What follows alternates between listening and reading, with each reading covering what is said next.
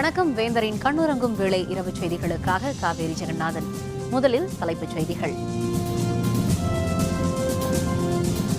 அலங்காநல்லூரில் தொடரும் மறியல். ஜல்லிக்கட்டிற்காக தமிழகம் முழுவதும் பரவும் போராட்டம். எம்ஜிஆர் நூற்றாண்டு விழா தொடங்கியது. சிறப்பு அஞ்சல் தலை வெளியீடு.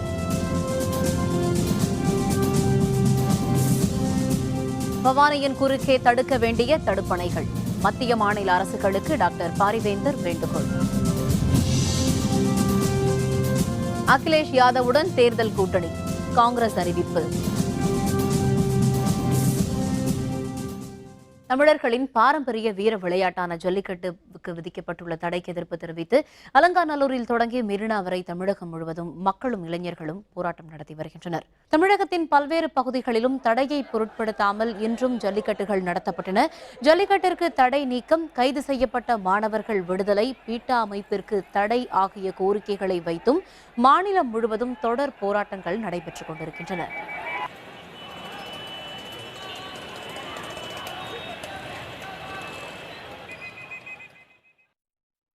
அலங்காநல்லூரில் கைது செய்யப்பட்ட மாணவர்கள் உள்ளிட்டோரை விடுதலை செய்ய வேண்டும் என்றும் அவர்களை தங்கள் முன்பு நிறுத்த வேண்டும் என்றும் தெரிவித்து கிராம மக்கள் சாலை மறியல் போராட்டத்தில் ஈடுபட்டுள்ளனர். அலங்காநல்லூரில் காவல்துறையினரின் எச்சரிக்கையை மீறி விடிய விடிய போராட்டம் நடத்திய மாணவர்கள் உள்ளிட்டோர் கைது செய்யப்பட்டதற்கு அலங்காநல்லூரில் திரண்டுள்ள கிராம மக்கள் எதிர்ப்பு தெரிவித்துள்ளனர். அவர்களை விடுதலை செய்ய வேண்டும் என்றும் விடுதலை செய்து தங்கள் முன்பு நிறுத்த வேண்டும் என்றும் கோரி அலங்காநல்லூர் மற்றும் சுற்றுப்பகுதிகளில் 4 இடங்களில் கிராம மக்கள் சாலை மறியல் போராட்டத்தில் ஈடுபட்டுள்ளனர். அவர்களை விடுதலை செய்ய தயார் என்று தெரிவித்த காவல்துறையினர் அனைவரையும் இங்கு அழைத்து வருவது இயலாது என்று தெரிவித்தனர். கைதுக்கு எதிர்ப்பு தெரிவித்து மக்கள் தொடர்ந்து போராட்டத்தில் ஈடுபட்டு வருகின்றனர். இந்த போராட்டத்தில் நாம் தமிழர் கட்சி ஒருங்கிணைப்பாளர் சீமான், இயக்குனர் அமீர் ஆகியோரும் கலந்து கொண்டனர்.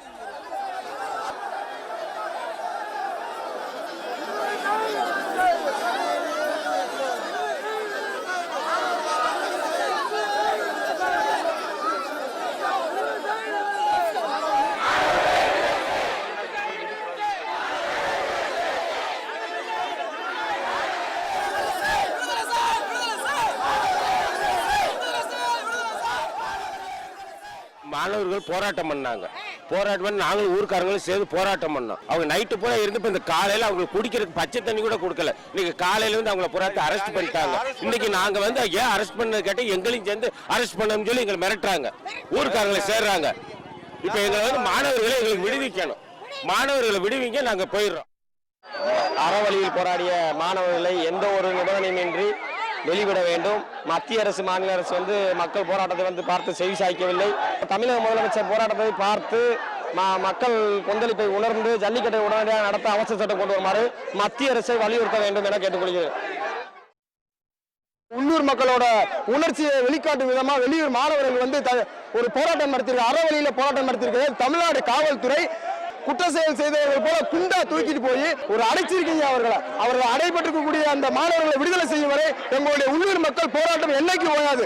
ஜல்லிக்கட்டு அலங்காநல்லூர் மண்ணில், மதுரை மண்ணில் நடைபெறும் வரை நாங்கள் போராடி கொண்டே இருப்போம். உண்ணாவிரதம் இருந்த மாணவரையும் பெண்களையும் சுமார் 300-350 பேர்த்த கைது செஞ்சுட்டாங்க. அவங்களை விடுதலை பண்ணாத வரையும் இந்த மாணவர் படம் ஓயாது. போராடி கொண்டே இருப்போம். இதை வந்து ஜல்லிக்கட்டுக்கு வந்து உடனடியாக மத்திய அரசு தீர்மானம் கொண்டு வரணும்.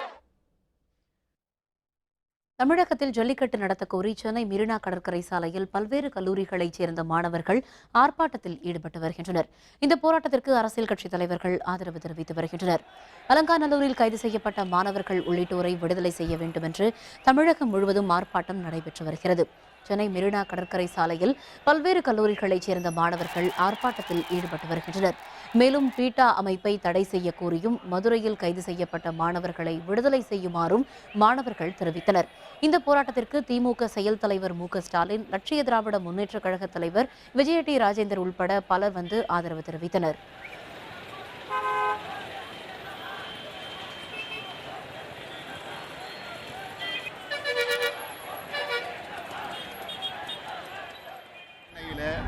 இருக்கக்கூடிய பல்வேறு கல்லூரி மாணவர்கள், லைலா கல்லூரி, புதுக்கல்லூரி, மாநில கல்லூரி போன்ற பல்வேறு கல்லூரி மாணவர்கள் இந்த கடற்கரை சாலையில் இந்த போராட்டத்தை அவர்கள் நடத்தி கொண்டிருக்கிறார்கள். ஆக இந்த போராட்டத்தை வாழ்த்துவதற்கும் அவருடைய உணர்வுகளை பாராட்டுவதற்கும் திராவிட முன்னேற்றக் கழகத்தின் சார்பில் நாங்கள் கடமைப்பட்டிருக்கிறோம். போராட்டத்தில் திரளான மக்கள் ஈடுபட்டதால் அங்கு ஏராளமான காவல்துறையினர் பாதுகாப்பு பணியில் ஈடுபடுத்தப்பட்டனர். போராட்டத்தை கைவிடுமாறு காவல்துறையினர் தரப்பில் பேச்சுவார்த்தை நடத்தப்பட்டது. இதனை ஏற்றுக்கொள்ளாத போராட்டக்காரர்கள் முதல்வர் பன்னீர்செல்வம் தங்களுடன் பேச்சுவார்த்தை நடத்த வேண்டும் என்று வலியுறுத்தினர். அதுவரை தாங்கள் போராட்டத்தை கைவிடப் போவதில்லை என்று அவர்கள் கூறினர். மெரினாவில் மின்சாரம் நிறுத்தப்பட்டதால் போராட்டக்காரர்கள் தங்களது மொபைலில் உள்ள டார்ச்சை அடித்து எதிர்ப்பு தெரிவித்தனர். ஒரு விலங்குக்கு தமிழக மக்கள் என்னைக்குமே வஞ்சிக்க மாட்டாங்க. இந்தியாவில் மட்டும் இல்லாம உலக நாடுகளிலே பாத்தீங்கன்னா மாட்டுக்காக ஒரு பொங்கல் செய்யற ஒரு நாளை ஒதுக்குற ஒரே மரபு இந்த தமிழகத்து மரபு. இந்தியாவிலே பாத்தீங்கன்னா அந்த அளவுக்கு ஒரு விலங்கினத்தை மதிக்கிறவங்க வேற யாருமே இருக்க முடியாது. உடனடியாக மத்திய அரசும் மாநில அரசும் இதுக்குண்டான முயற்சிகளை எடுத்து இமீடியட்டா ஜல்லிக்கட்டு நடத்தக்கூடிய வாய்ப்பை இந்த இளைஞர்களுக்காகவும் தமிழர்களுக்காகவும் நடத்தி காட்டணும்னு நான் கேட்டுக்கொள்கிறேன். முதல்வர் எங்களோட கோரிக்கையை கேட்கணும், கேட்டுட்டு ஜல்லிக்கட்டை நடத்த உத்தரவு பண்ணணும். இது மாநில அரசு மட்டும் எடுக்காம மத்திய அரசும் சேர்ந்து இதை செவி சாய்க்கணும். நான் மீண்டும் விரும்பி கேட்டுக்கொள்கிறேன். எல்லாருமே இதுதான் எங்களோட முழு கோரிக்கையா இருக்கு.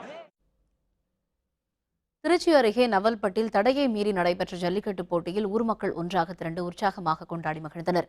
திருவெரும்பூர் அருகே உள்ள நவல்பட்டில் உச்சநீதிமன்றத்தின் தடை உத்தரவிற்கு முன்பு வரை ஜல்லிக்கட்டு போட்டிகள் நடைபெற்று வந்தன. கடந்த சில ஆண்டுகளாக ஜல்லிக்கட்டு போட்டி நடைபெறாத நிலையில் தற்பொழுது மாநிலத்தின் பல்வேறு ஊர்களில் தடையை மீறி ஜல்லிக்கட்டு போட்டி நடைபெற்று வருகிறது.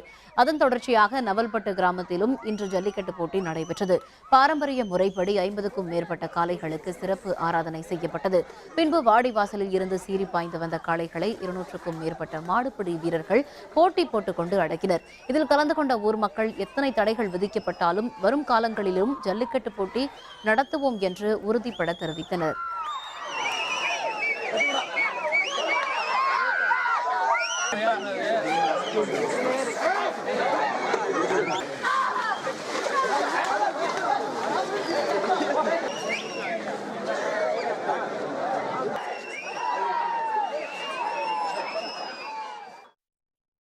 ஜல்லிக்கட்டிற்கு அனுமதி மறுத்த மத்திய அரசை கண்டித்து விழுப்புரத்தில் போராட்டத்தில் ஈடுபட்டவர்களை காவல்துறையினர் கைது செய்தனர். தமிழகத்தில் ஜல்லிக்கட்டு அனுமதி மறுக்கப்பட்டுள்ள நிலையில் மத்திய அரசுக்கும் பீட்டா அமைப்பிற்கும் எதிராகவும் போராட்டங்கள் நடைபெற்று வருகின்றன. விழுப்புரத்தில் மக்கள் அதிகார அமைப்பைச் சேர்ந்த திரளானோர் மாவட்ட ஆட்சியர் அலுவலகம் எதிரே 2 காளைகளுடன் போராட்டம் நடத்தினர். பின்னர் காளைகளை கொண்டு மஞ்சு விரட்டு நடத்த முயன்றவர்களுக்கும் காவல்துறையினருக்கும் இடையே தள்ளுமுள்ளி ஏற்பட்டது. ஆர்ப்பாட்டத்தில் ஈடுபட்டவர்களை காவல்துறையினர் அதிரடியாக கைது செய்தனர். இதனால் விழுப்புரத்தில் போக்குவரத்து நெரிசலும் ஏற்பட்டது.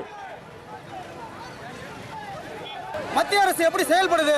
இன்னைக்கு எல்லா விஷயத்திலையும் காவிரி பிரச்சனை மக்களுக்கு இது தமிழகத்தை தண்ணியோட மறுக்கிறதா இருக்கட்டும், வறட்சி மாநிலமா அறிவிக்கிறதுக்கு போல கர்நாடகத்தை வறட்சி மாநிலமா அறிவிக்கிறதா இருக்கட்டும், அப்ப எல்லா விஷயத்திலையும் தமிழகத்துக்கு எதிராக தான் செயல்படுது. அப்ப ஒட்டுமொத்தமா தமிழகத்துக்கு எதிராக இந்த அரசு செயல்படுது. எம்ஜிஆர் பிறந்த 100ஆண்டு விழாவை ஒட்டி அவருடைய பிறந்த நாளான இன்று சிறப்பு அஞ்சல் தலை வெளியிடப்பட்டது. எம்ஜிஆர் பிறந்த 100ஆண்டு விழாவை ஒட்டி அவரது நினைவாக சிறப்பு அஞ்சல் தலை வெளியிட வேண்டும் என்று தமிழக அரசின் சார்பில் மத்திய அரசுக்கு கோரிக்கை விடுக்கப்பட்டது. கோரிக்கையை ஏற்று அஞ்சல் தலை வெளியிடுவதாக மத்திய அரசு அறிவித்தது. இதைத் தொடர்ந்து இன்று காலையில் எம்ஜிஆர் மருத்துவ பல்கலைக்கழகத்தில் நடந்த விழாவில் எம்ஜிஆர் சிறப்பு அஞ்சல் தலை வெளியிடப்பட்டது. அஞ்சல் தலையை புதுடில்லி அஞ்சல் துறை தலைமை இயக்குநர் பி. மூர்த்தி வெளியிட்டார். தமிழக முதல்வர் ஓ. பன்னீர்செல்வம் பெற்றுக் கொண்டார்.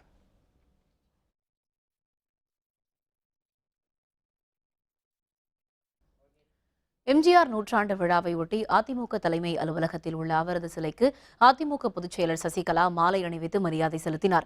எம்ஜிஆர் 100ஆண்டு விழாவை ஒட்டி ராயப்பேட்டையில் உள்ள அதிமுக தலைமை அலுவலகத்தில் அவரது திருவுருவச் சிலைக்கு மாலை அணிவித்து மரியாதை செலுத்தப்பட்டது. அவரது சிலைக்கு மாலை அணிவித்த கட்சியின் பொதுச் செயலர் சசிகலா எம்ஜிஆர் 100ஆண்டு விழா மலரை வெளியிட்டார். அதனை அவைத் தலைவர் மதுசூதனன் பெற்றுக் கொண்டார். நிகழ்ச்சியில் கலந்து கொண்ட தமிழக முதல்வர் ஓ. பன்னீர்செல்வம் எம்ஜிஆர் 100ஆண்டு நினைவு அஞ்சல் தலையை சசிகலாவிடம் வழங்கினார். எம்ஜிஆர் 100ஆண்டு பிறந்த நாளை முன்னிட்டு ராமாபுரம் தோட்டத்தில் அவரது திருவுருவச் சிலையை அதிமுக பொதுச் செயலர் சசிகலா திறந்து வைத்து மலர் தூவி மரியாதை செலுத்தினார். எம்ஜிஆர் வாழ்ந்த இல்லமான ராமாபுரம் தோட்டத்திற்கு வந்த அதிமுக பொதுச் செயலர் சசிகலா கட்சிக் கொடியேற்றி வைத்து எம்ஜிஆர் திருவுருவச் சிலையை திறந்து வைத்தார். அதனைத் தொடர்ந்து எம்ஜிஆர் வாய்ப்பேசாதோர் மற்றும் காது கேளாதோர் மேல்நிலைப் பள்ளி சார்பில் நடத்தப்பட்ட 100ஆண்டு விழா பிறந்த நாள் விழா கருத்தரங்கை சசிகலா குத்துவிளக்கேற்றி தொடக்கி வைத்தார். பள்ளி வளர்ச்சிக்கு நிதியாக 10 லட்சம் ரூபாய் நிதி நிதியுதவி வழங்கியதுடன் காதொலி கருவி உட்பட பல்வேறு நலத்திட்ட உதவிகளையும் அவர் வழங்கினார். இந்த நிகழ்ச்சியில் தமிழக முதல்வர் ஓ பன்னீர்செல்வம், மக்களவை துணைத் தலைவர் தம்பிதுரை, அதிமுக அவைத் தலைவர் மதுசூதனன் உட்பட அனைத்து துறை அமைச்சர்களும் பங்கேற்றனர்.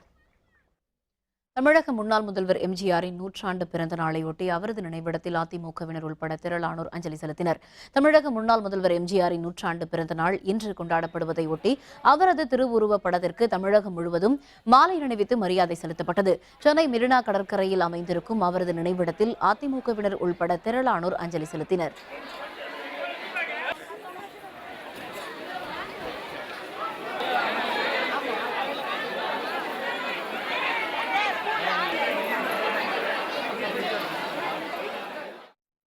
பவானி ஆற்றின் குறுக்கே தடுப்பணைகள் கட்டும் கேரளத்தின் முயற்சியை தடுத்து நிறுத்த வேண்டுமென மத்திய மாநில அரசுகளை இந்திய ஜனநாயக கட்சியின் நிறுவனர் தலைவரான டாக்டர் பாரிவேந்தர் வலியுறுத்தியுள்ளார்.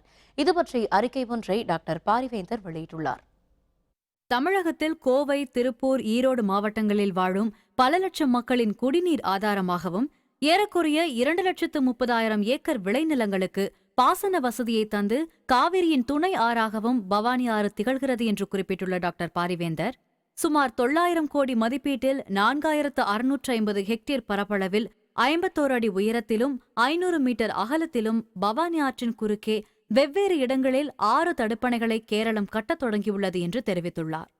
முதற்கட்டமாக தற்போது கோவை மாவட்டம் அட்டப்பாடி பள்ளத்தாக்கில் தாவளத்திற்கும் கீரக்கடவுக்கும் இடைப்பட்ட பகுதியில் தேக்குவட்டை மற்றும் மஞ்சக்கண்டி ஆகிய இடங்களில் 2 தடுப்பணைகளை கட்டும் பணியை தொடங்கியுள்ள கேரளத்தை இந்திய ஜனநாயக கட்சி கண்டிக்கிறது என்று குறிப்பிட்டுள்ள டாக்டர் பாரிவேந்தர், முல்லைப் பெரியாறு அணை விவகாரத்தில் சட்ட ரீதியாக தமிழகத்திடம் தோல்வியடைந்த கேரளம் கடந்த ஆண்டு சிறுவாணியின் குறுக்கே தடுப்பணை கட்ட முயன்றும் தோல்வி கண்டது என்று தெரிவித்துள்ளார். தற்போது திட்டமிட்டே பவானி ஆற்றின் குறுக்கே பல்வேறு இடங்களில் தடுப்பணைகளை கட்டும் செயலானது இரு மாநில நல்லுறவில் விரிசலை ஏற்படுத்தும் என்றும் டாக்டர் பாரிவேந்தர் எச்சரித்துள்ளார். கடந்த 40 ஆண்டுகளுக்கு முன் மேற்கு தொடர்ச்சி மலையில் மின் உற்பத்தி, விவசாயம் மற்றும் குடிநீர் ஆதாரத்திற்காக பவானி ஆற்றின் சேமிப்பு அரணாக பில்லூர் அணை உருவாக்கப்பட்டது என்று தெரிவித்துள்ள டாக்டர் பாரிவேந்தர், கேரள அரசின் திட்டப்படி ஒருவேளை பவானி ஆற்றின் குறுக்கே 6 தடுப்பணைகள் கட்டப்பட்டால் தமிழகத்திற்கு வரும் பவானி நீர்வரத்து முற்றிலுமாக முடக்கப்பட்டு பில்லூர் அணை வறண்டு போகும் அபாயம் ஏற்பட்டுள்ளது என்று குறிப்பிட்டுள்ளார். தமிழகம் வறட்சி மாநிலமாக மாறிவிட்ட நிலையில் பருவமழை பொய்த்ததால் சிறுவாணி வறண்டது போல் தற்போது அணை கட்டும் கேரளத்தின் முயற்சியால் பில்லூர் மற்றும் பவானிசாகர் அணையும் வறண்டு போகும் அபாயம் ஏற்பட்டுள்ளது என்று தெரிவித்துள்ள டாக்டர் பாரிவேந்தர், இரு மாநில மக்களின் வாழ்வாதார பிரச்சினை என்பதை கருத்தில் கொண்டு பவானியின் குறுக்கே அணைகள் கட்டும் பணியை கேரள அரசு நிறுத்திவிட வேண்டும் என்றும், இல்லையெனில் மத்திய மாநில அரசுகள் தலையிட்டு நடவடிக்கை எடுக்க வேண்டும் என்றும் வலியுறுத்தியுள்ளார். உத்தரப்பிரதேச சட்டப்பேரவை தேர்தலில் சமாஜ்வாதி கட்சியுடன் கூட்டணி அமைத்து காங்கிரஸ் போட்டியிடுவது உறுதியாகியுள்ளதாக காங்கிரஸைச் சேர்ந்த முன்னாள் மத்திய அமைச்சர் குலாம் நபி ஆசாத் தெரிவித்துள்ளார். புதுடில்லியில் செய்தியாளர்களுடன் பேசிய அவர், கூட்டணி குறித்த அதிகாரப்பூர்வ அறிவிப்பு விரைவில் வெளியாகும் என்றும் 90 முதல் 100 தொகுதிகளில் காங்கிரஸ் போட்டியிடுவதற்கான வாய்ப்பு உள்ளதாகவும் குலாம் நபி ஆசாத் தெரிவித்தார். At the moment, I am just confirming. At this point of time, I am just confirming that the alliance between Samajwadi Party under the leadership of Mr. Akhilesh Singh and Congress Party is going to be there. Thailand வளைகுடா பகுதியில் உருவாகியுள்ள புதிய காற்றழுத்த தாழ்வு நிலை காரணமாக வரும் 20ஆம் தேதி முதல் 26ஆம் தேதி வரை தமிழகத்தில் மிதமான மழைக்கு வாய்ப்புள்ளதாக சென்னை வானிலை ஆய்வு மையம் தெரிவித்துள்ளது.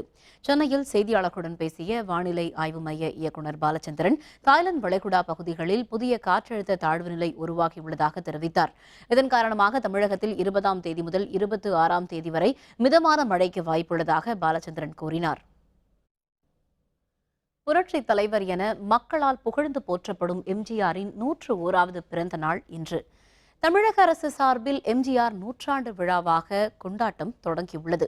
எம்ஜிஆர் விழா தொடங்கும் தருணத்தில் அவருடைய நினைவை போற்றும் வகையில் சிலவற்றை செய்ய வேண்டும் என்று எதிர்பார்க்கிறார்கள் அவருடைய தொண்டர்களும் லட்சோப லட்ச ரசிகர்களும். இதுபற்றி இன்றைய வேந்தர் சிறப்பு செய்தியில். திமுகவிலிருந்து பிரிந்து அதிமுக என்ற கட்சியை தொடங்கி 1977 சந்தித்த முதல் சட்டப்பேரவை தேர்தலிலேயே பெரும் வெற்றி பெற்று முதல்வராக பொறுப்பேற்றார் எம்ஜிஆர். சிறு வயதிலேயே நாடக குழுக்களில் இணைந்து நடிக்க தொடங்கிய எம்ஜிஆருக்கு ராஜகுமாரி படத்தின் மூலம் திரைத்துறையில் பெரும் அங்கீகாரம் கிடைத்தது. அரசளங்குமரி, மன்னாதி மன்னன், நாடோடி மன்னன், அடிமை பெண், எங்கள் வீட்டு பிள்ளை, 1000ல் ஒருவன் உள்பட தன்னுடைய திரைப்படங்களில் அனைத்திலும் பாடல்களிலும் வசனங்களிலும் சமூக சீர்திருத்த கருத்துக்களை வலியுறுத்தியதன் மூலம் மக்கள் மத்தியில் பெரும் புகழ் பெற்றார். தொடக்கத்தில் காங்கிரஸ் ஆதரவாளரான எம்ஜிஆர் அண்ணாவின் கொள்கையால் ஈர்க்கப்பட்டு திமுகவில் இணைந்தார். அண்ணாவின் மறைவுக்கு பின்னர் திமுக தலைவரான கருணாநிதியுடன் ஏற்பட்ட பிணக்கு காரணமாக திமுகவிலிருந்து விலகி அனைத்திந்திய அண்ணா திராவிட முன்னேற்றக் கழகம் என்ற தனி கட்சியை தொடங்கினார். அதிகாரம் செலுத்துபவர்களாக மட்டும் அமையக்கூடாது, ஆதரவு காட்டுபவர்களாகவும் விளங்க வேண்டும். 1977 நடந்த சட்டப்பேரவை தேர்தலில் வெற்றி பெற்று முதல் முறையாக தமிழக முதல்வரானார். தொடர்ந்து அவர் இறக்கும் வரை 3 முறை முதல்வராக இருந்தார். 3வது முறையாக முதல்வரான போது தேர்தல் வரலாற்றிலேயே பிரச்சாரத்துக்கு செல்லாமல் முதல்வரான பெருமையையும் பெற்றார் எம்ஜிஆர். பள்ளி குழந்தைகளுக்கான சத்துணவு திட்டம், சென்னைக்கு கிருஷ்ணா நதிநீர் திட்டம், பெரியார் எழுத்து பயன்பாடு, நிர்வாக மேம்பாட்டை கருதி மாவட்டங்கள் பிரிப்பு, தஞ்சை தமிழ் பல்கலைக்கழகம், அன்னை தெரசா பல்கலைக்கழகம் உருவாக்கம் என எத்தனையோ வரலாறுகளுக்கு சொந்தக்காரர் எம்ஜிஆர். எம்ஜிஆர் பிறந்த 100ஆண்டு விழாவை அரசு கொண்டாடத் தொடங்கியுள்ளது. எம்ஜிஆர் தன்னை பற்றி கைப்பட எழுதிய ஒரே புத்தகமான நான் ஏன் பிறந்தேன் நூலை நாட்டுடைமையாக்க வேண்டும் என்பதும், பின் இணைப்பாக இந்த நூலின் 2ஆம் பாகத்தை அவரை அறிந்த அறிஞர்களை கொண்டு எழுதி சேர்த்து அவருடைய வாழ்க்கை வரலாற்றை முழுமையான நூலாக்குவது மட்டுமே அடுத்தடுத்த தலைமுறைகளுக்கும் அவரை கொண்டு சேர்க்கும் என்பதே அனைவருடைய விருப்பமும். மேலும் சட்டப்பேரவையிலும் அரசியல் மேடைகளிலும் விழாக்களிலும் அவர் பேசிய பேச்சுக்களை, இதழ்களில் அவர் எழுதியவற்றை தொகுத்து கால வரிசைப்படி நூல்களாக வெளியிட வேண்டும் என்பது அவருடைய பற்றாளர்களின், தொண்டர்களின், ரசிகர்களின் விருப்பமாகவும் வேண்டுதலாகவும் இருக்கின்றன.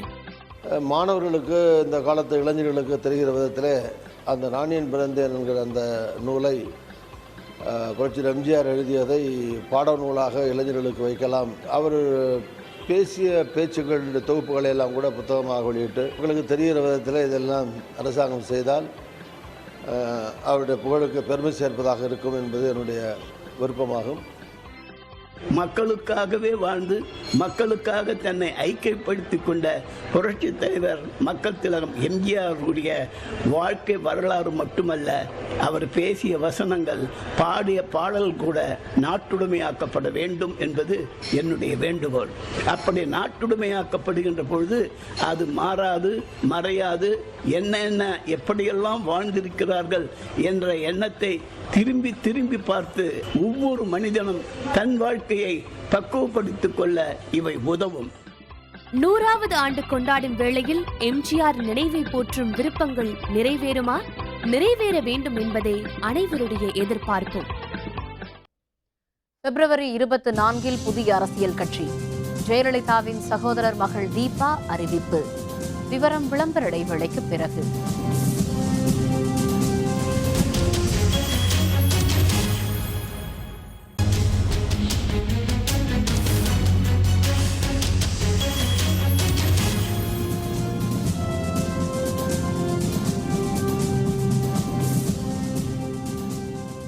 செய்திகள் தொடர்கின்றன.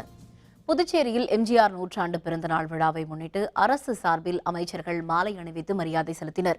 மறைந்த முதல்வர் எம்ஜிஆரின் 100ஆண்டு பிறந்தநாள் விழா புதுச்சேரியில் அரசு விழாவாக கொண்டாடப்படுகிறது. இதனை முன்னிட்டு அங்குள்ள பேருந்து நிலையத்தில் உள்ள அவரது திருவுருவச் சிலைக்கு அமைச்சர்கள் நமச்சிவாயம், கந்தசாமி ஆகியோர் மாலை அணிவித்து மரியாதை செலுத்தினர்.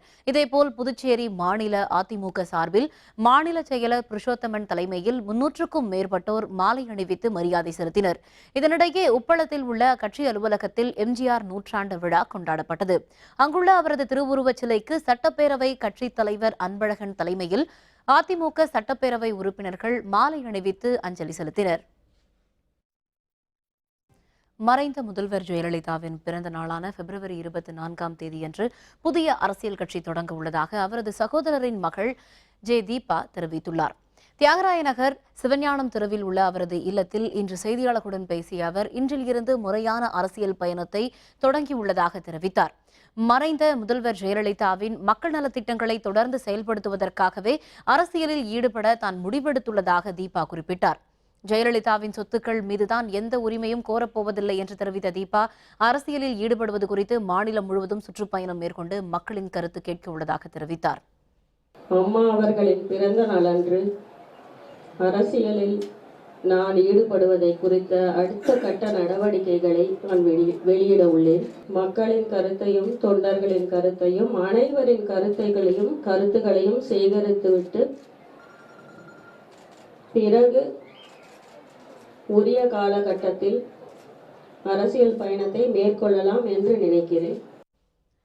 ஜல்லிக்கட்டிற்கு விதித்த தடையை நீக்க வேண்டும் என்பது உள்ளிட்ட பல்வேறு கோரிக்கைகளை வலியுறுத்தி கோபிச்செட்டிப்பாளையத்தில் மாணவர் அமைப்பினர் காலவரம்பற்ற உண்ணாவிரத போராட்டத்தில் ஈடுபட்டுள்ளனர். உச்சநீதிமன்ற தடையால் கடந்த 2 ஆண்டுகளாக தடைபட்டு வந்த ஜல்லிக்கட்டு இந்த ஆண்டு தடையை மீறி பல்வேறு மாவட்டங்களில் நடத்தப்படுகிறது. இந்த நிலையில் அலங்காநல்லூரில் ஜல்லிக்கட்டு நடத்த கோரி தொடர் போராட்டங்களில் ஈடுபட்டு வந்தவர்களை காவல்துறையினர் கைது செய்துள்ளதால் தமிழகத்தின் பல்வேறு பகுதிகளில் மாணவர் அமைப்பினர் போராட்டத்தில் ஈடுபட்டுள்ளனர். இதன் தொடர்ச்சியாக ஈரோடு மாவட்டம் கோபிச்செட்டிப்பாளையம் பெரியார் திடலில் ஒன்றிணைந்த மாணவர் அமைப்பினர் கைது செய்யப்பட்ட மாணவர்களை உடனே விடுவிக்க கோரி 200க்கும் மேற்பட்ட காலவரம்பற்ற உண்ணாவிரத போராட்டத்தில் ஈடுபட்டுள்ளனர். இந்த போராட்டமானது அவர்கள் விடுதலை செய்யும்படி ஓயாது, சாகும் வரை போராடுவதற்கும் நாங்கள் தயாராக இருக்கிறோம். பீட்டாவை தடை செய்து இந்த வருடம் ஜல்லிக்கட்டு நடந்தாக வேண்டும் என்பதை எங்களது கோரிக்கையாக மத்திய மாநில அரசுகளுக்கு வைக்கிறோம். அலங்காநல்லூரில் ஜல்லிக்கட்டிற்கு ஆதரவு தெரிவித்து போராட்டத்தில் ஈடுபட்ட மாணவர்கள் கைது செய்யப்பட்டதை கண்டித்து கோவையில் கல்லூரி மாணவர்கள் மற்றும் இளைஞர்கள் போராட்டத்தில் ஈடுபட்டுள்ளனர். அலங்காநல்லூரில் போராட்டத்தில் ஈடுபட்ட மாணவர்களை காவல்துறையினர் தடியடி நடத்தி கைது செய்துள்ளனர். இதை கண்டித்து பல்வேறு பகுதிகளில் போராட்டங்கள் தொடரும் நிலையில் கோவையில் உள்ள வஉசி மைதானத்தில் தனியார் நிறுவன ஊழியர்கள் மற்றும் மாணவர் அமைப்பினரும் போராட்டத்தில் ஈடுபட்டுள்ளனர். ஜல்லிக்கட்டு தடையை நீக்க வேண்டும், பீட்டா அமைப்பை தடை செய்ய வேண்டும் என முழக்கங்களை எழுப்பினர். தடைகளை நீக்கிறதுக்காக மத்திய அரசு கண்டிப்பா நடவடிக்கை எடுக்கணும். கண்டிப்பா இதுக்கு மக்களான நம்ம எல்லாருமே தமிழர்கள் ஒன்றிணைந்து இதுக்கு கண்டிப்பா கலந்து இதுக்கு உதவி செய்யணும். நன்றி. போராட்டம் பண்றதுக்கோ அடிதடி நடத்துறதுக்கோ போலீஸ் அலோவ் பண்றதுக்கு நாங்க விட மாட்டோம். எங்களுக்கு அங்க இருக்க எங்களோட சகோதர சகோதரிகள் அங்க கஷ்டப்பட்டு இருக்காங்க அலங்காநல்லூர்ல. அவங்க ரிலீஸ் பண்றதுக்காக அவங்க மேல விழுந்த ஒவ்வொரு அடிக்கும் பதில் சொல்லணுன்றதுக்காக இங்க உட்கார்ந்துருக்கோம். தமிழகத்தில் ஜல்லிக்கட்டு போட்டி நடத்த ஆதரவாக போராடியதால் கைது செய்யப்பட்டவர்களை விடுதலை செய்ய வலியுறுத்தி ஈரோட்டில் பேரணி மற்றும் ஆர்ப்பாட்டத்தில் திரளானோர் ஈடுபட்டனர். தமிழகத்தில் பாரம்பரிய வீர விளையாட்டான ஜல்லிக்கட்டு போட்டியை நடத்த வலியுறுத்தி மாவட்டம் முழுவதும் பல்வேறு போராட்டங்கள் நடைபெற்று வருகின்றன. ஜல்லிக்கட்டு போட்டிக்கு ஆதரவாக அலங்காநல்லூரில் நடைபெற்ற போராட்டத்தில் கலந்து கொண்ட மாணவர்கள் மற்றும் தன்னார்வ அமைப்பினரை காவல்துறையினர் கைது செய்தனர். ஈரோடு மாவட்டத்தில் ஜல்லிக்கட்டு ஆர்வலர்கள் சார்பில் பேரணி மற்றும் ஆர்ப்பாட்டம் நடைபெற்றது. ஜல்லிக்கட்டிற்கு ஆதரவாக போராட்டம் நடத்தியதற்காக கைது செய்தவர்களை விடுதலை செய்ய வேண்டும் என வலியுறுத்தினர். ஒவ்வொரு காலை அடப்பதிலும் எங்கள் ஆண் காலை என்று விரிக்கூடிய அந்த வீரத்திற்கு எங்கள் மண்ணிற்குமான பெருமை. எனவே இது தடை செய்யாமல் வேண்டும். அதோட இப்போ நாட்டு மாட்டு இனத்தை நாங்கள் காப்பாற்றணும். அதுக்கு நிச்சயமா எங்களுக்கு இந்த ஜல்லிக்கட்டு வேணும். வெளிநாட்டு சதியை நாங்கள் எதிர்க்கிறோம். பீட்டா நாட்டு மாடுகளை அழிக்கிறதுக்காகவே இந்த திட்டத்தை கொண்டு வந்திருக்கிறாங்க. முதல்ல பீட்டாவை தடை செஞ்சே ஆகணும். எங்களோட நாட்டு மாடுகளை அழிச்சிட்டு ஒவ்வொன்றுக்கும் வெளிநாட்டில் கையேந்தி நிற்கிறதுக்காக இத்தனை முயற்சி அவங்க பண்ணிட்டு இருக்கிறாங்க. இது புரியாம அரசியல்வாதிங்க அவங்களுக்கு உறுதுணையா இருக்கிறாங்க. எம்ஜிஆர் பிறந்தநாள் விழாவை முன்னிட்டு புதுக்கோட்டையில் தடையை மீறி ஊர்வலம் சென்ற தீபாவின் ஆதரவாளர்கள் 500க்கும் மேற்பட்டோர் கைது செய்யப்பட்டனர். புதுக்கோட்டையில் மறைந்த முதல்வர் எம்ஜிஆர் பிறந்தநாளை முன்னிட்டு நடைபெற்ற ஊர்வலத்தில் அதிமுகவினர் ஏராளமானோர் கலந்து கொண்டனர். பழைய பேருந்து நிலையத்தில் உள்ள அவரது திருவுருவச் சிலைக்கு அவர்கள் மாலை அணிவித்து மரியாதை செலுத்தினர். இதேபோல் ஜெயலலிதாவின் சகோதரர் மகள் தீபாவின் ஆதரவாளர்கள் 500க்கும் மேற்பட்டோர் ரோஜா இல்லம் அருகே இருந்து ஊர்வலமாக புறப்பட்டனர். அதிமுக முன்னாள் எம்பி ராஜா பரமசிவம் உள்பட முக்கிய நிர்வாகிகள் ஏராளமானோர் கலந்து கொண்டனர். அனுமதியின்றி ஊர்வலம் நடத்த முடியாது என கூறி ஊர்வலத்தை காவல்துறையினர் தடுத்து நிறுத்தினர். இதனால் இருதரப்பினரிடையே வாக்குவாதம் ஏற்பட்டதை அடுத்து 500க்கும் மேற்பட்டோர் கைது செய்யப்பட்டு பின்னர் அவர்கள் விடுவிக்கப்பட்டனர். திருமதி தீபா அவர்கள் இந்த இயக்கத்துடைய தலைமை ஏற்க வேண்டும். தமிழக மக்கள் அனைத்து இந்திய அண்ணா திராவிட முன்னேற்ற கழக 1.5 கோடி தொண்டர்களின் விருப்பம் என்பதிலே எந்தவித ஐயப்பாடும் இல்லை. மறைந்த முதல்வர் எம்ஜிஆர் பிறந்தநாள் நூற்றாண்டு விழாவை முன்னிட்டு அதிமுகவினர் ஏராளமானோர் அவரது திருவுருவச் சிலைக்கு மாலை அணிவித்து மரியாதை செலுத்தினர். எம்ஜிஆரின் பிறந்தநாளை முன்னிட்டு நூற்றாண்டு விழா மாநிலம் முழுவதும் கொண்டாடப்பட்டு வருகிறது.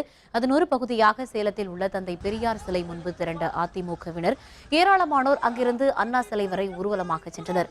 அங்கு அலங்கரிக்கப்பட்டு வைத்திருந்த எம்ஜிஆரின் திருவுருவ படத்திற்கு மலர் தூவி மரியாதை செலுத்தினர். பின்பு அதிமுக நாடாளுமன்ற உறுப்பினர் பன்னீர்செல்வம், மாநகர மாவட்ட செயலர் வெங்கடாச்சலம் உள்பட பலர் பொதுமக்களுக்கு இனிப்புகளை வழங்கினர்.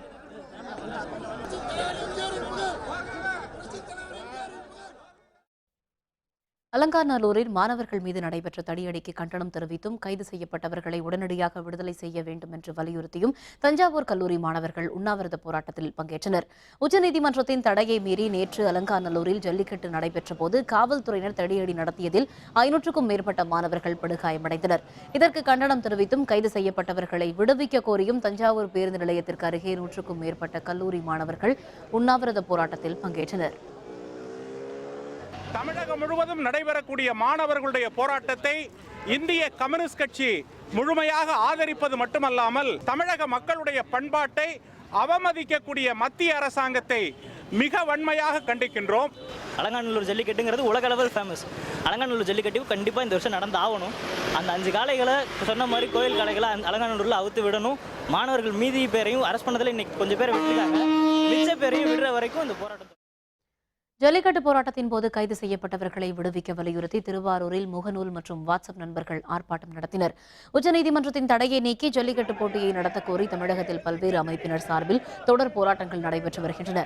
மதுரையில் அறவழியில் போராட்டம் நடத்தியவர்கள் மீது காவல்துறையினர் தடியடி நடத்தியதில் பலர் படுகாயமடைந்தனர். இந்த செயலுக்கு பல்வேறு தரப்பினரும் கடும் கண்டனம் தெரிவித்து வருகின்றனர். திருவாரூர் நகராட்சிக்கு அருகே முகநூல் மற்றும் வாட்ஸ்அப் நண்பர்கள் சார்பில் ஆர்ப்பாட்டம் நடத்தப்பட்டது.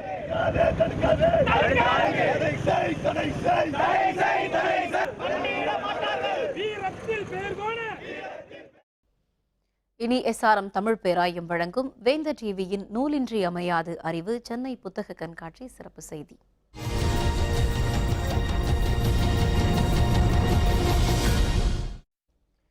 எம்ஜிஆர் பிறந்த நாளான இன்று சென்னை புத்தக காட்சிக்கு கூடுதலாக ஒரு விடுமுறை நாள் கிடைத்திருக்கிறது.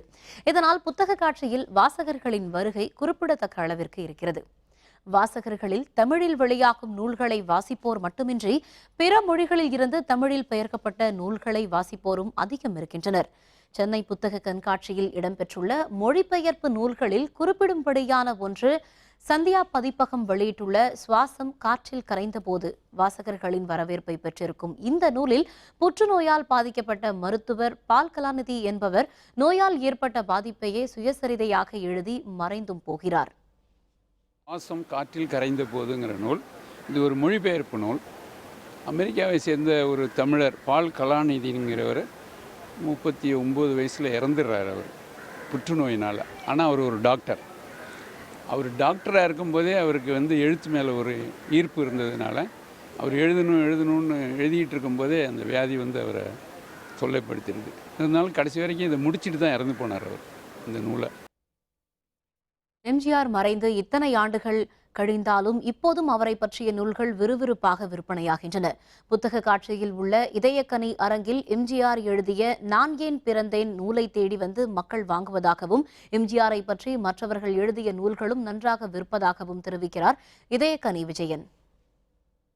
நான் ஏன் பிறந்தேன் அது 4 ஆண்டுகளாக புத்தக கண்காட்சிக்கு வந்து கொண்டிருக்கிறது. 4 ஆண்டுகளுக்கு அந்த புத்தகத்துக்கு மதிப்பு இருக்கிறது. நான் ஏன் பிறந்தேன் புத்தகத்துக்கு அவரே எழுதிய புத்தகம் என்பதால் அதற்கு பெரிய மரியாதை இருக்கிறது. அது அல்லாமல் பொதுவாக அவரை பற்றி எந்தெந்த தலைப்புகள் எப்படி இருந்தால் தலைப்பு பார்த்து வாங்குகின்றார்கள். அதில் உள்ள விஷயங்கள் என்னவாக இருக்கும் என்று பார்த்து ஆராய்ந்து வாங்குகிறார்கள். இன்னமும் எம்ஜிஆரை பற்றிய நூல்களும் தொடர்ச்சியாக வெளிவந்து கொண்டுதான் இருக்கின்றன. இன்றைய புத்தக காட்சியில் கூட வள்ளல் திலகம் எம்ஜிஆர் என்ற நூல் வெளியிடப்பட்டது.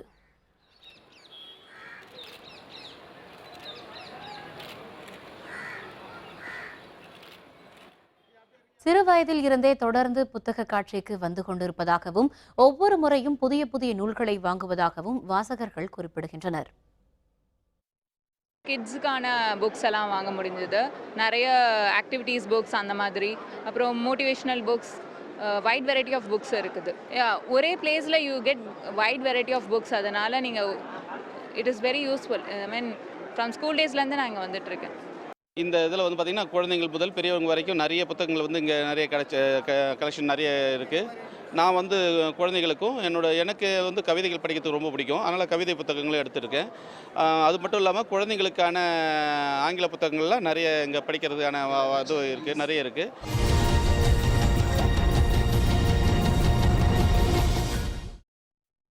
தருமபுரி மாவட்டம் அரூரை அடுத்த சித்தேரி மலையில் பழங்குடியின மக்கள் பொங்கலிட்டு குலதெய்வத்திற்கு படையலிட்டு வழிபாடு நடத்தினர். அரூரை அடுத்த சித்தேரி மலை கிராம ஊராட்சியில் பொட்டுமலை என்ற மலை கிராமம் உள்ளது. சித்தேரி மலை அடிவாரத்தில் இருந்து 8 கிலோமீட்டர் தூரம் நடந்து சென்றால் கடல் மட்டத்தில் இருந்து 4500 அடி உயரத்தில் உள்ள இந்த மலைப்பகுதிக்கு செல்லலாம். இந்த பகுதியில் 3000 ஆண்டுகளுக்கு முன்பு பழங்குடியின மக்கள் வசித்து வந்ததற்கான சுவடுகள் இருந்ததாக வரலாற்று ஆய்வாளர்கள் தெரிவித்துள்ளனர்.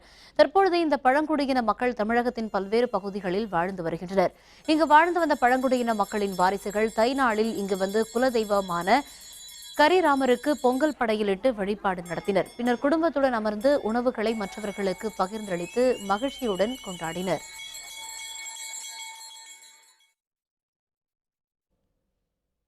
புதுக்கோட்டையில் உள்ள அந்தோனியார் ஆலயத்தில் நடைபெற்ற பொங்கல் திருவிழாவில் கிறிஸ்தவர்கள் ஏராளமானோர் கலந்து கொண்டு உற்சாகமாக கொண்டாடினர். காந்தி நகரில் உள்ள அந்தோனியார் ஆலயத்தில் ஆண்டுதோறும் காணும் பொங்கலுக்கு மறுநாள் அன்று பொங்கல் விழா கொண்டாடப்பட்டு வருகிறது. அதன்படி ஆலயத்தில் இன்று கிறிஸ்தவர்கள் 1000க்கும் மேற்பட்டோர் திரண்டனர். சிறப்பு திருப்பலிக்கு பின்பு நாட்டில் அமைதி நிலவவும் விவசாயம் செழிக்கவும் கூட்டு பிரார்த்தனை நடைபெற்றது. இதனைத் தொடர்ந்து ஆலய வளாகத்தில் பங்கு தந்தை சவரிமுத்து முன்னிலையில் பொங்கல் வைக்கும் நிகழ்வு நடைபெற்றது. நெருப்பு மூட்டி வைக்கப்பட்ட பொங்கல் அந்தோனியாருக்கு படைக்கப்பட்டது. இதில் கலந்து கொண்ட கிறிஸ்தவர்கள் ஒருவருக்கொருவர் பொங்கல் திருநாள் வாழ்த்துக்களை தெரிவித்து மகிழ்ந்தனர். இன்று முழுவதும் இது போன்று ஏறக்குற ஆயிரக்கணக்கான மக்கள் இங்கு வந்து பொங்கல் வைத்து தங்களுடைய நன்றிகளை செலுத்த இருக்கிறார்கள். எனவே இங்கு வந்திருக்கின்ற எல்லா மக்களும் வருகின்ற ஆண்டில் நிறைவான வளமும் நலம் பெற்று சுபிட்சமாக வாழ வாழ்த்துகின்றோம். ஸ்ரீ தியாகராஜரின் ஆராதனை விழாவை முன்னிட்டு தஞ்சாவூர் மாவட்டம் திருவையாற்றில் புகழ்பெற்ற இசைக்கலைஞர்கள் பஞ்சரத்ன கீர்த்தனைகளை இசைத்து அஞ்சலி செலுத்தினர். திருவையாற்றில் காவிரி கரையோரம் சங்கீத மும்மூர்த்திகளில் ஒருவரான சத்குரு ஸ்ரீ தியாகராஜர் முக்தியடைந்தார். அங்குள்ள அவரது சமாதியில் ஆண்டுதோறும் பகுள பஞ்சமி நாளன்று ஆராதனை விழா நடைபெற்று வருகிறது.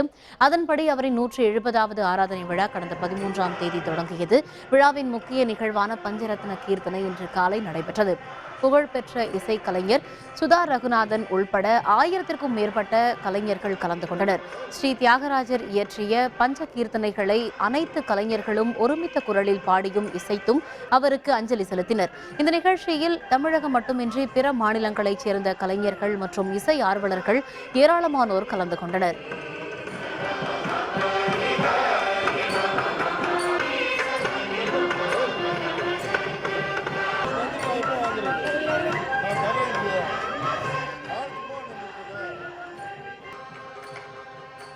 திருவையாறுல இந்த புனித மண்ணில் உட்காந்து எல்லாரும் ஆயிரக்கணக்கான குரல்கள், நூற்றுக்கணக்கான குரல்கள் சேர்ந்து இந்த பஞ்சரத்னத்தை வந்து இசைச்சது ஒரு நல்ல ஒரு அனுபவம். நிறைய பேர் வந்து கூட பாடினாங்க. எங்களுக்கு வந்து ரொம்ப ஒரு சந்தோஷமான ஒரு நாள் இது. பஞ்சரத்ன கிருத்திகள் பாடுறதுங்கிறது எல்லாரும் சேர்ந்து ஒருமித்த குரலில் வந்து பாடுறதுங்கிறது ஒரு தனிப்பட்ட ஒரு யூனிக்கான ஒரு விஷயம்தான். ஸோ எல்லாருக்குமே தியாகராஜரோட பிளெஸிங்ஸ் வந்து கண்டிப்பாக இது மூலமாக நம்ம பெறலாம். ஆஸ்திரேலிய ஓபன் டென்னிஸ் 2வது சுற்றுக்கு முன்னேறினார் ரஃபேல் நடால். விவரம் விளம்பர இடைவேளைக்கு பிறகு.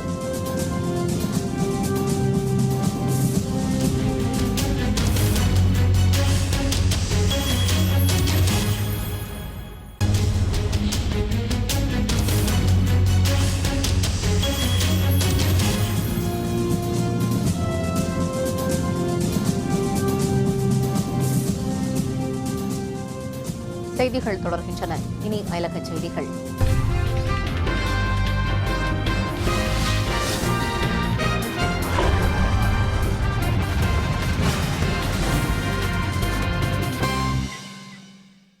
பிலிப்பீன்ஸ் நாட்டில் கனமழை காரணமாக ஏற்பட்ட வெள்ளத்தில் 1000க்கும் மேற்பட்ட குடியிருப்புகள் மிதக்கின்றன. பிலிப்பீன்ஸ் நாட்டில் தெற்கு பகுதியில் உள்ள காகேயன் நகரில் கனமழை காரணமாக வெள்ளப்பெருக்கு ஏற்பட்டது. சாலைகளில் பெருக்கெடுத்து ஓடிய வெள்ளத்தால் நூற்றுக்கணக்கான கார்கள் தண்ணீரில் மூழ்கின. 1000க்கும் மேற்பட்ட வீடுகளில் வெள்ளம் சூழ்ந்ததால் அப்பகுதி மக்கள் பாதுகாப்பாக வெளியேற்றப்பட்டு தற்காலிக முகாம்களில் தங்க வைக்கப்பட்டனர். மின்சாரம், போக்குவரத்து துண்டிக்கப்பட்டுள்ளதால் மீட்பு பணியை முனைப்புடன் மேற்கொள்வதில் பாதிப்பு ஏற்பட்டுள்ளது. வெள்ள பாதிப்பு கடுமையாக இருப்பதால் பேரிடர் என பிலிப்பைன்ஸ் அரசு அறிவித்துள்ளது.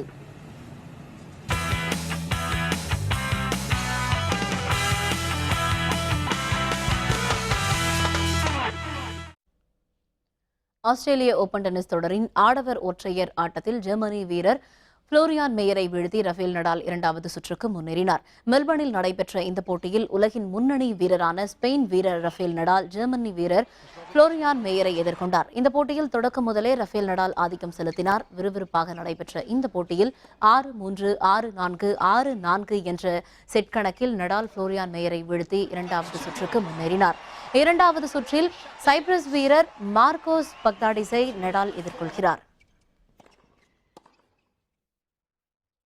மீண்டும் தலைப்புச் செய்திகள். அலங்காநல்லூரில் தொடரும் மறியல். ஜல்லிக்கட்டிற்காக தமிழகம் முழுவதும் பரவும் போராட்டம். எம்ஜிஆர் நூற்றாண்டு விழா தொடங்கியது. சிறப்பு அஞ்சல் தலை வெளியீடு.